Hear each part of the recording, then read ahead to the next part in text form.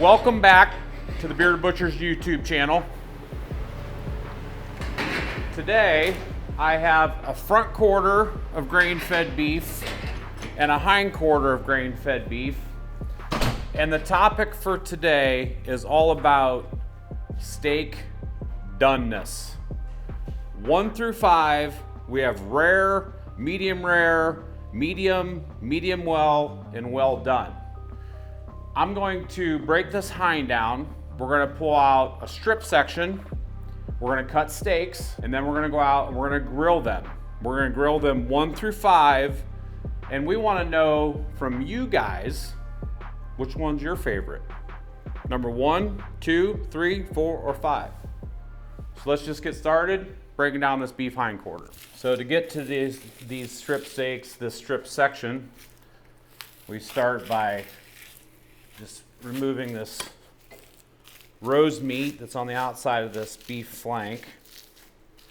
So just get that rose meat off there. Now we can pull this beef flank steak off. There's your whole beef flank. Now I'm going to pull the tri-tip off here. We do these a little bit different now that we're cutting a lot of caveman steaks. Maybe you've seen that in some of our content. So I'm going to remove the tri-tip, and then we'll remove the soot, and we'll break the short loin off, and we'll be able to start on those strip steaks. So this tri-tip just located right here on the outside of this beef knuckle. It's a little bit harder to extract this way, but we get the job done.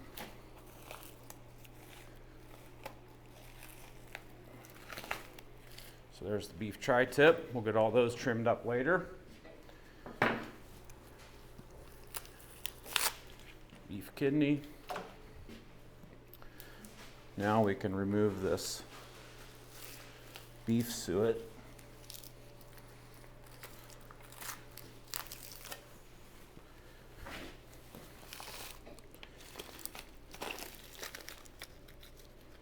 Pull this whole chunk out of here.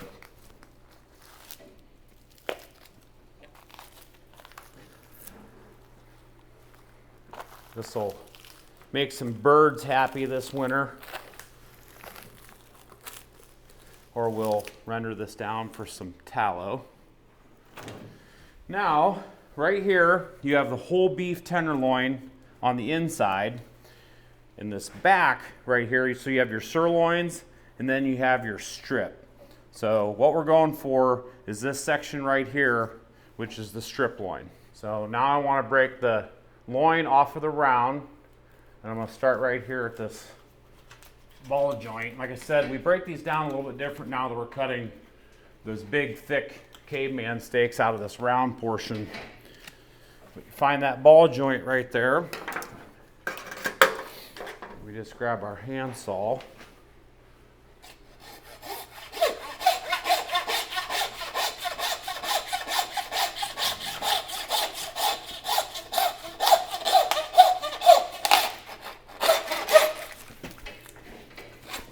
Break that whole loin off just like that. So the first step to prepping the strip loin is we want to remove this whole beef tenderloin. Just follow that vertebrae bone down. And we'll just pull this whole tenderloin out. The great thing about this video is Scott told me that if I do the cutting portion, he'll do the cooking. So I definitely feel like the challenge of cooking these steaks is probably going to be a little bit tougher than actually cutting them, because getting those temperatures exactly perfect, he's got his work cut out for him, but I have no doubt that he'll do a great job. So beef tenderloin. Now let's break the sirloin off of here.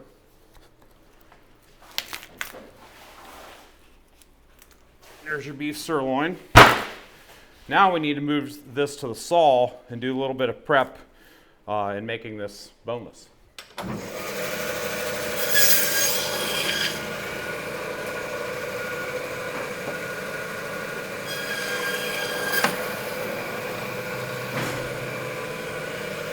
Just knock these top portion of this vertebrae off so we can make this boneless.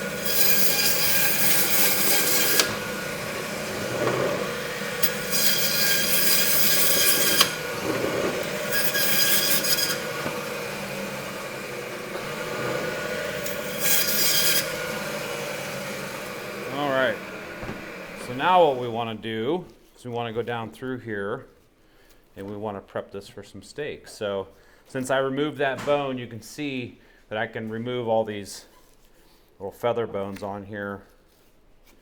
So we'll just pull each of these off.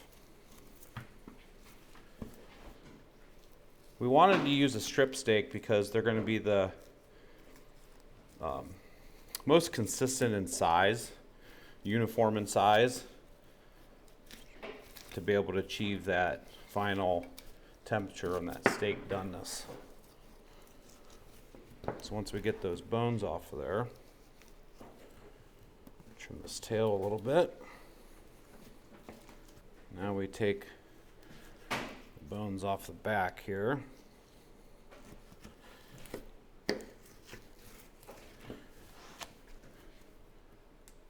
Move this little piece that's left here. I like to use just the tip of my knife, put my thumb on there to stabilize it, and then just pop those little pieces out of there like that. So once that's done, this strip section is completely boneless. Now I'm just going to do a little bit of pre-trimming on this fat cover. That way each individual steak doesn't have to be trimmed after I cut them.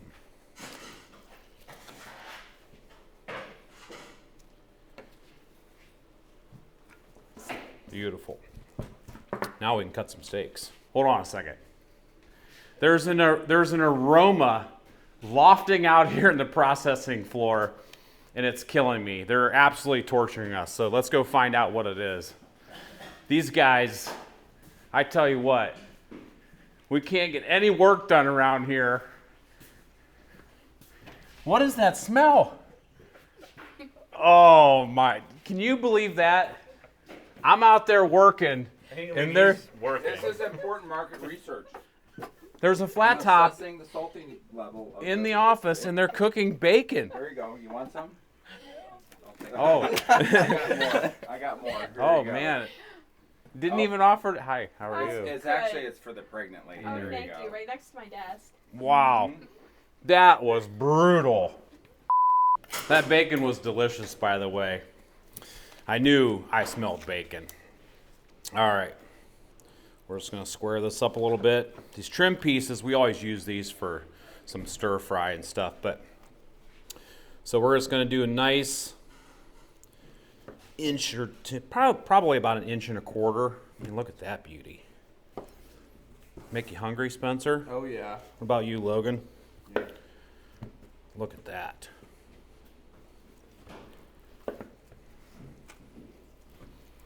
I said we were going to get 5. But we're going to, so we've got 5. We're going to cut an additional steak because we're going to do something special with the 6th one. So there you have all of the boneless strip steaks, and we're going to choose 1, 2, 3, 4, 5, 6. So we're going to take 6 of these strip steaks right out of the center like that. And we're going to do 1 through 5, but we've got that 6th one on there for something special. So the only thing we have left to do is get these out to the grill, get the grill fired up. My portion's done. I'll be involved in the cooking portion too, but Scott said he's going to take the lead on that. So let's see how he does. Hopefully he nails it from rare to well done. What do you like? What would you choose? Let's head to the grill. Let's do the cooking portion, which is the most fun because we get to eat some. So let's head to the grill.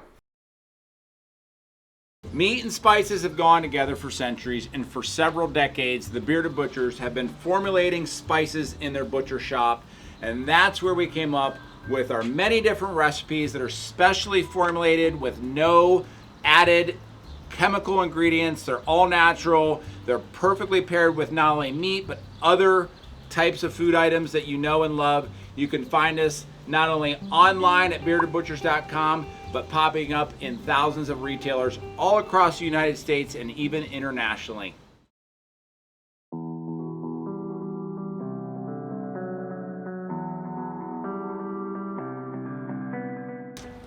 It's been a couple days.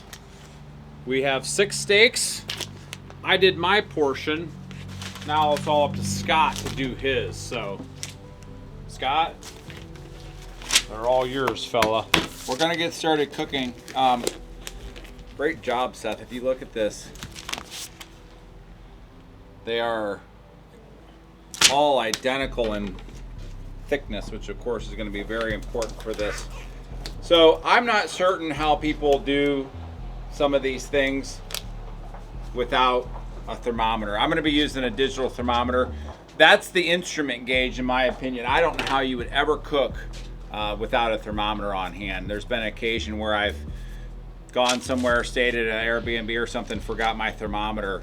Imperative that you know what you're doing. Like I said, it's like not having a speedometer.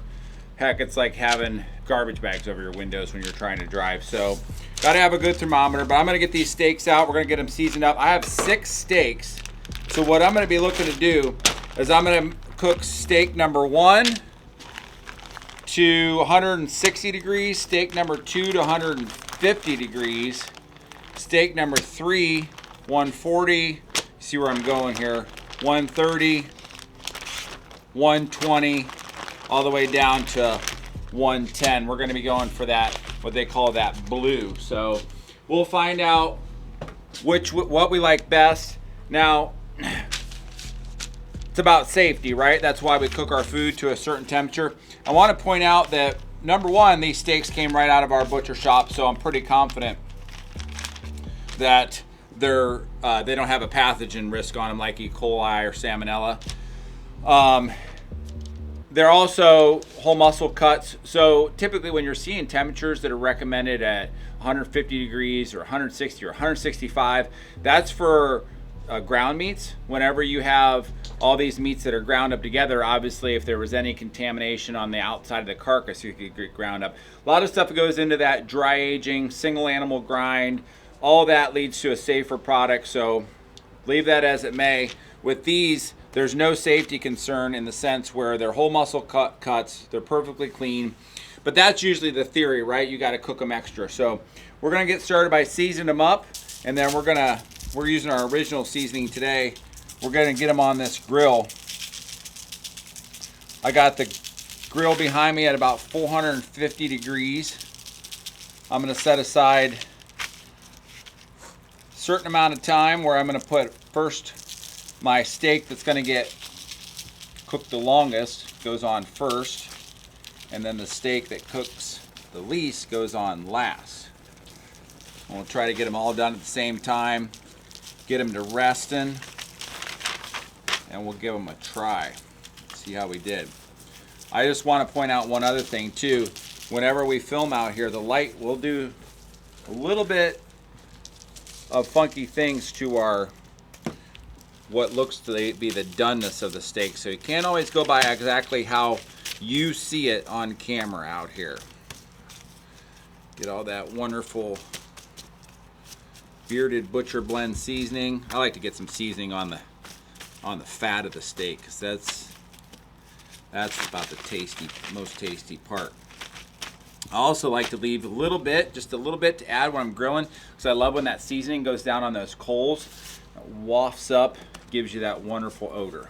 All right, I got a thermometer, I got a hot grill. Let's throw the first one down and get them started. We're gonna go on at minute 0, and every 5 minutes we're gonna add a steak and see how we do as far as getting this guy all finished. Similar to what we did with the different thicknesses of steaks. If you remember that video, we'll put a link below. You can go back and watch it. We're gonna try to get these all done right at the same time so we can try them on camera for you. And I'm gonna judge him. So you remember my paper? Just said something about the color out here. Well, maybe the color will be the same on the paper as well. I'm gonna try to get a nice color grade on this that Okay. looks pretty accurate, but yeah, sometimes it's not easy. Sweet. This is the part that I would have been stressed out about because nailing it. So, but I have confidence in you.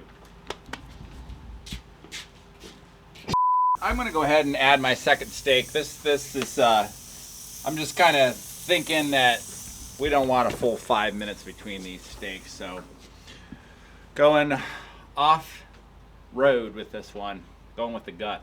Last steak going on. Hopefully she doesn't turn into a rodeo, but I'm gonna do my very best to cook them all to the right temp.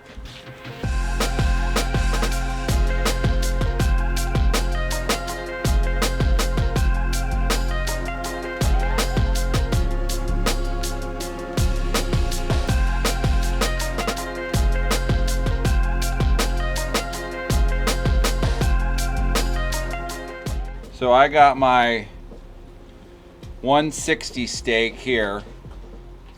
It's gonna come up here in temp here. I got my 150 steak. This is my 140 steak, which I should see that shoot up in temp right there. This is my 130 steak. That should come up. This is my 120 steak, so what do you think, Seth? I got my 110 coming off here. I think you're doing pretty good. You got a nice cross grill marks On that bad one, boy. yeah. I think that's proof that he cooks and eats steak a lot. I'm at home eating chicken hot dogs. Steaks are off. This is our butcher's rare, like one. This is what they call blue, so this is going to be somewhere in that 110 range. Should come up there a little bit. So we're going to let these rest for a little bit, and then we'll slice them open and give them all a try. Okay, we're gonna stack these up just like the picture. Scott, I might need your assistance. That's going to be your most Yep. rare. That's the 110.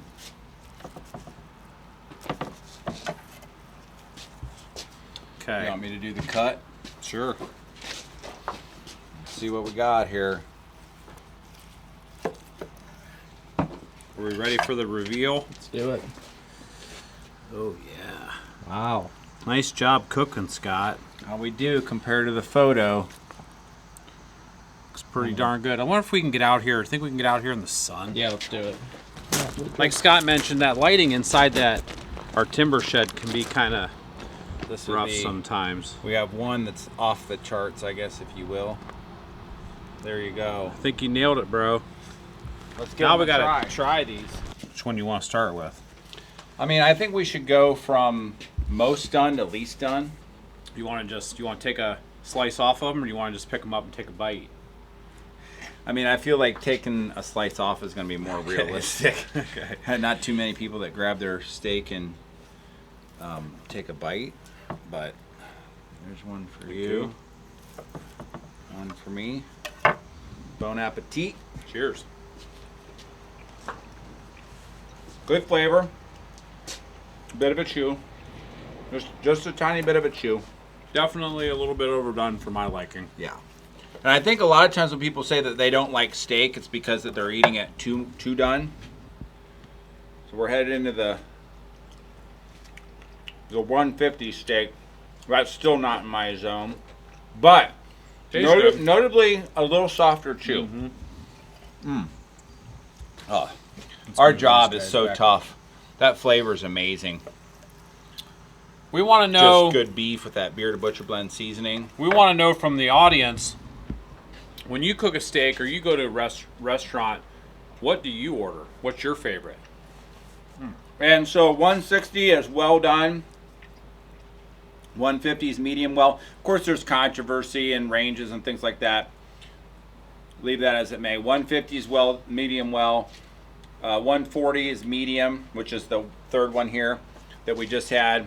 Now we're getting into my liking. 130 is medium rare, which most often is how I order my steak at a restaurant. Only because rare, I mean, I don't know if the gal's just gonna slap it down and. Yep. Oh, We're in range. wow, that is a significant difference from that first steak to that fourth steak. So a 30-degree temperature, incredible difference in tenderness. When I'm cooking steaks at my house for guests or for my family, they already know not to even request a steak well done because I basically will refuse to do it. I'll let them do it, but I'm not going to ruin It's like the putting steak. ketchup on your steak. Now we're into the Oh, 120 you did zone. too. I gotcha. That's going to be good too.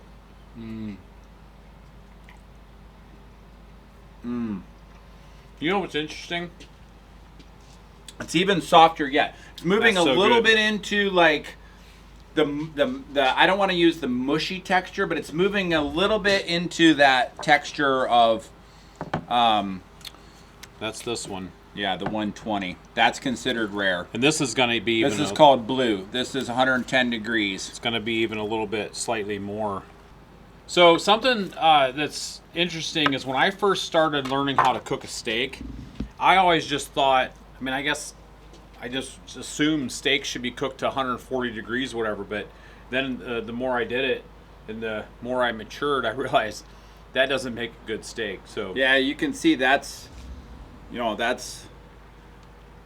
to be raw-like texture. it's going to be probably just slightly warm in the center. It's all I right. feel like we hit the very perfect zone at 130. Yeah, so between these two right here, It was amazing. An amazing steakhouse quality bite with just the right texture, just the right flavor, just the right juiciness. A tiny bit of like that mushy, I'm eating like starting to get towards raw meat happened with the rare, the 120, and then at the 110, you're definitely getting that. And for some people, that might even invoke like a gag reflex, just little because you are getting that texture of raw beef. if I had my choice, I'm gonna go between these two right here, between that medium rare and that rare. It just can't be beat. Yeah. Wow. I'm definitely like eye-opening, I think, in my mind, of just how significant the change was from the well done to the medium, or excuse me, the medium rare. That by far was the best bite that I had off this whole board. So Boys, get in here. You want to try some? Let's get their opinion. they like theirs. So- they all like theirs well done. Yeah. No, I'm joking. You like a well done steak or a medium rare or rare? What are you thinking? If you had to choose between these two, between the medium rare and the rare, which one are you going to choose? Medium rare. Medium rare. Go ahead and grab it. The boys both said medium rare. Isn't that bite through tender? What do you think? Good. That's good. So You they guys pass- have the privilege of being still in front of the camera. As you get older, you wind up having to be behind the camera. These guys used to be able to be in front of the camera. Now they're behind the camera. So the camera crew, you guys are welcome to reach in here and grab some. I'm just glad these boys didn't say that they wanted one well done, because we'd have to think about Yeah, you can even maybe see the fibers in the meat are a little tighter. we'd have to think about excluding them from the will. I don't know. That's a pretty tough one for butchers, but So there you have it. There's Pretty our interesting. opinion. I'm very curious what you like when you order a steak. What's your perception of the right temperature of steak? How you do it? I mean, there's the whole thing. You're supposed to be able to touch your different fingers. I mean, just get a nice, this is the digital age, folks. Get a nice thermometer, take all the guesswork out of it. And then especially with like game meats, I think it's really important super that if you important. cook them much past that 130, that's where things start to slide into the tough scale. and maybe we'll do game meats next, but leave it in the comments 1 through 5 so you can see right there which one would you choose, or would you choose that blue rare, which is even on the more of the rare side. So let us know. We're curious, but good job cooking, Scott. Good job cutting. Thanks. Hope you enjoyed the video. Got the Bearded Butcher's opinion on this one. Yeah. And until next time, we'll see you right here at the Bearded Butcher's YouTube channel. In the meantime, we're gonna eat some more steak.